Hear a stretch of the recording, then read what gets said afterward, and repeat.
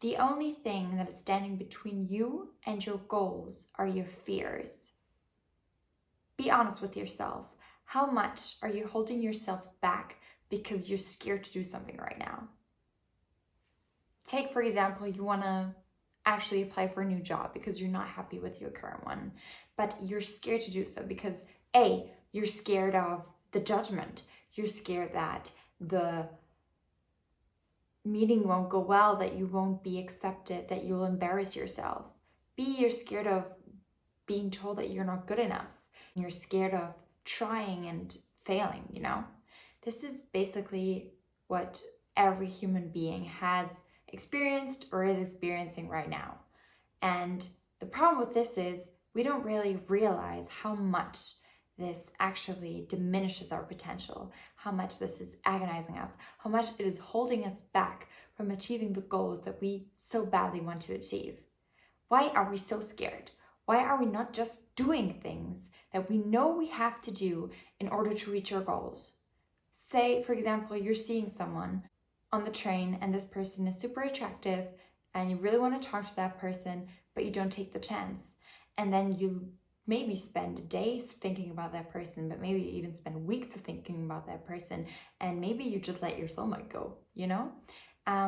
We are not taking action. We are passive because we're scared. And this is normal, you know? We as human beings, we are scared all the time, and it's actually a good thing. This is the first thing that I want you to realize about this fear and anxiety. It actually comes from a place that is very functional, that is very reasonable, you know? Fear stems from the fact that we're vulnerable and it's there to protect us. What is fear? Essentially, when we break this down to a biological level, fear is a bodily response to a threat. So it means when we perceive danger or something that is uncertain, whether it is imagined or real, could be both, could be entirely psychological, could be real in the sense that, let's say a mammoth stands in front of us. Basically, our whole body focuses on that threat. And what happens is it prepares us to fight or flight. Our heartbeat is increased, we get sweaty palms, we get jittery hands and clammy skin and goosebumps, and we're experiencing all these anxiety symptoms, you know? Basically, what happens in this situation is we're not thinking logically anymore. We're not thinking rationally. So that means that a part of our brain takes over that is entirely emotional. We're making really impulsive decisions, but fast ones, you know, ones that don't take a lot of effort to think about.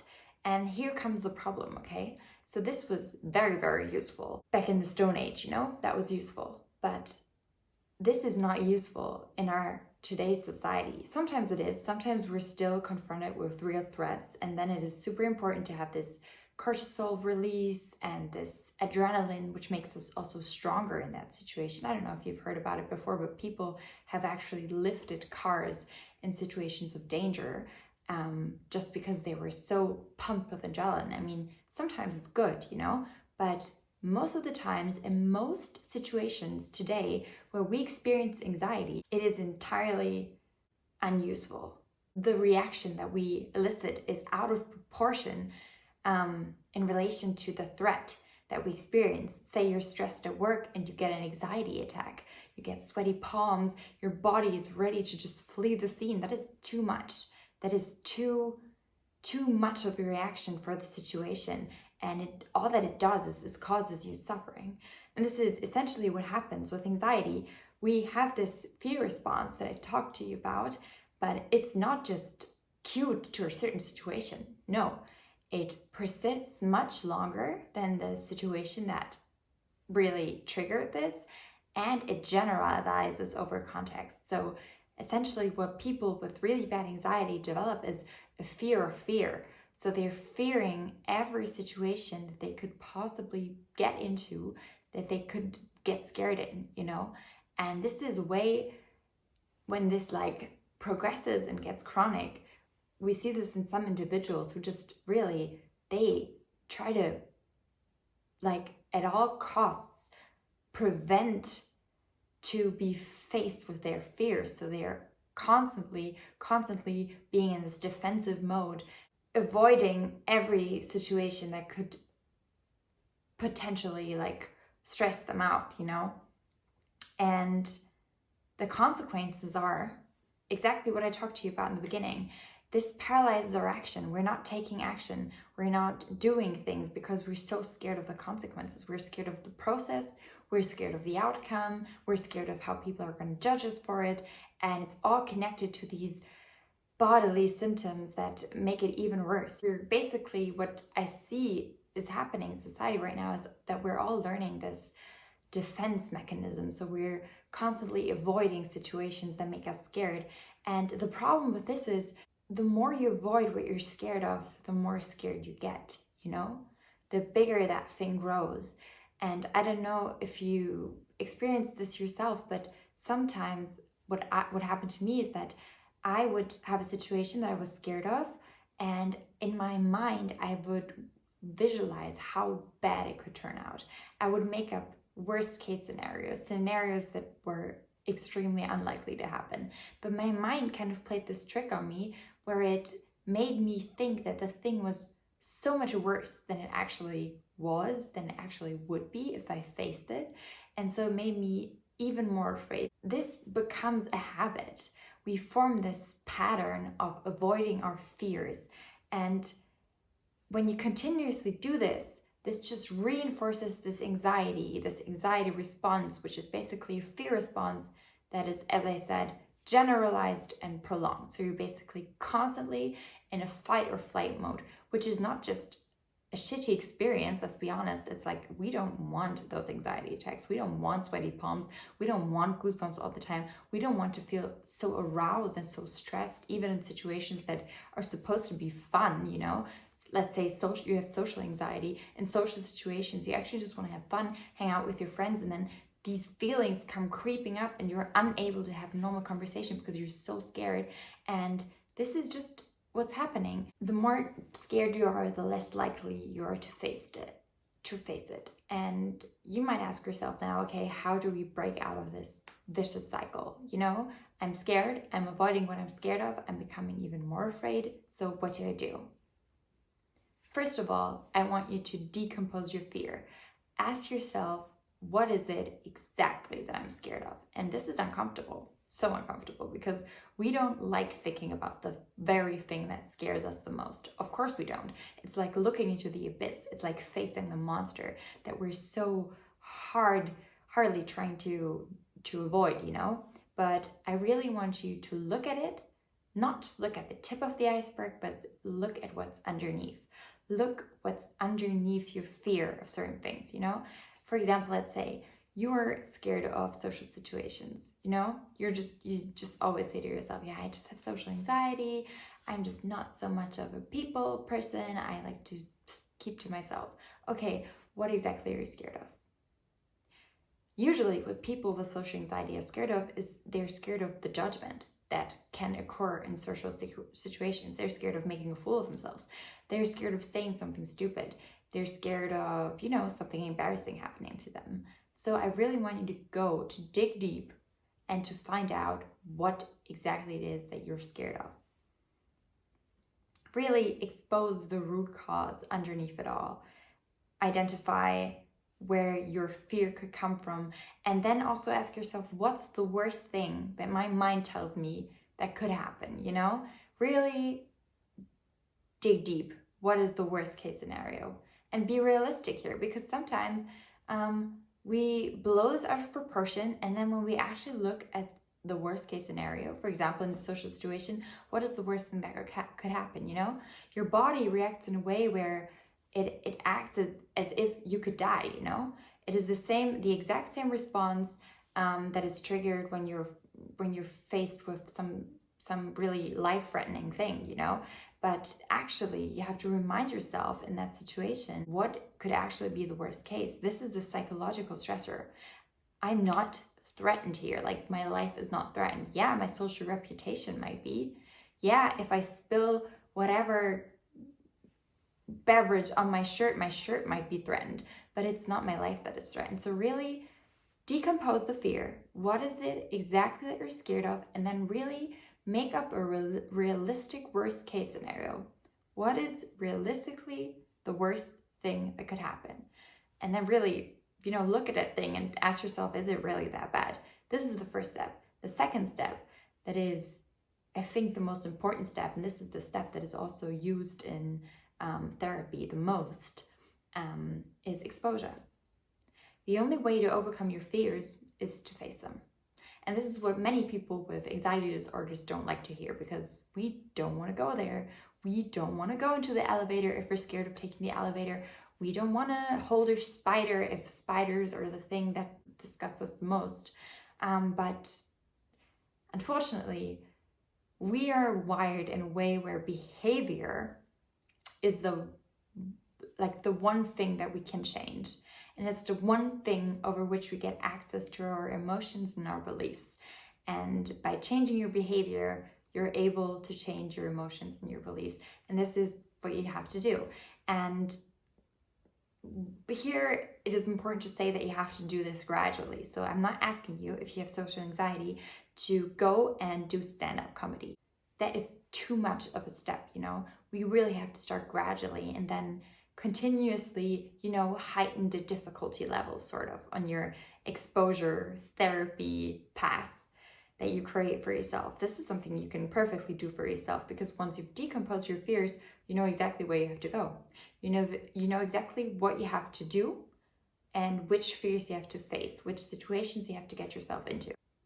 You have to do it scared. You have to go into a situation you're scared of and do it anyway. And this is easier said than done. Trust me, I know that. But it's really the only way. Because what happens when we are confronted with a threat is either we go into this defensive mechanism that I talked to you about, the one that a lot of people are really relying on, the one that creates this anxiety and this avoidance, or we challenge the threat. We take it on. We take action. We act despite being scared. And you know what that is? Courage. Exactly. You're facing what you're scared of. And by facing what you've been scared of before, by facing what you were too scared to face before, you're transcending yourself. You're becoming more than you were the day before, the last time you were confronted with the very thing that scares you so much. This is progress. This is growth. This is courage. Action can cure fear, and waiting until a fear somehow magically disappears and just avoiding it, that shit just keeps you stuck. And it doesn't just keep you stuck in the specific situation, For example, with your social anxiety, it doesn't just keep you stuck in the sense that you don't get to know new people. It keeps you stuck in general because it reinforces those beliefs that you're just not enough, that you're too scared, that you're too insecure to face your fears. This really does not just have to do with fear. This also has to do with self-worth, and you're just diminishing it by being too scared to face what you're scared of, So what has to become your mantra and your habit is to feel the fear and do it anyway.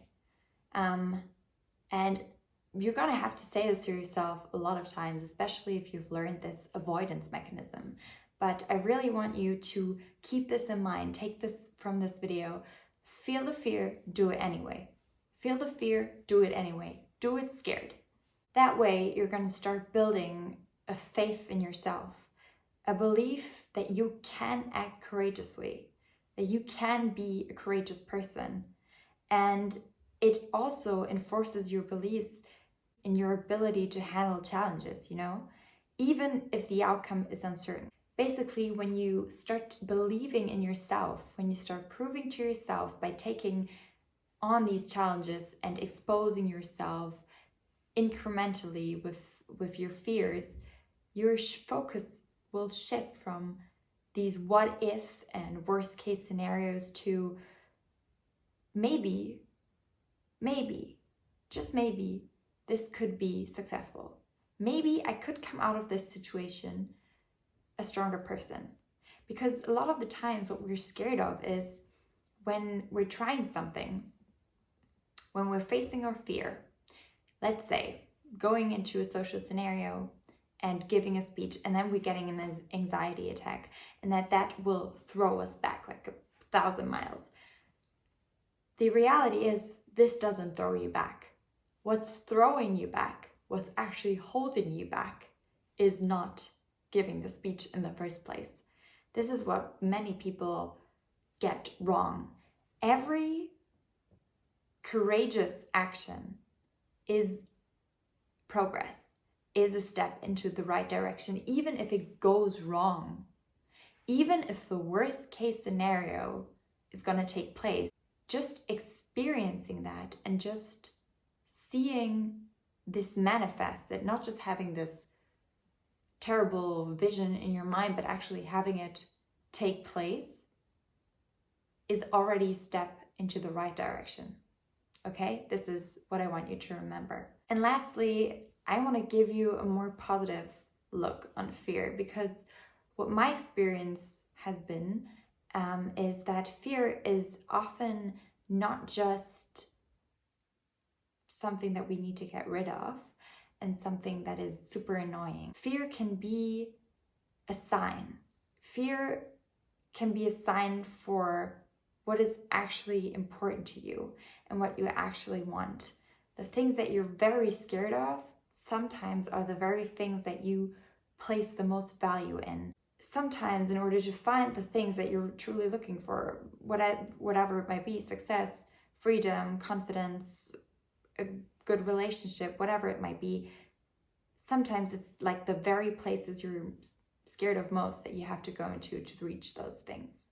Courage is not the absence of fear, but the choice to act despite being scared. And it's a choice that these people make over and over and over again. And truly it becomes easier the more you do it, but still it's a choice, and still it's uncomfortable, because we're all scared of things, and we're all trying to, or like our first response is the flight response, you know? But fear is not the enemy. The true enemy here, that the one that is holding you back, the one that is limiting your growth, is avoidance. So that's it, guys. I hope you could take something from this video. I really encourage you to do it despite being scared. And I see you guys in the next video. Bye.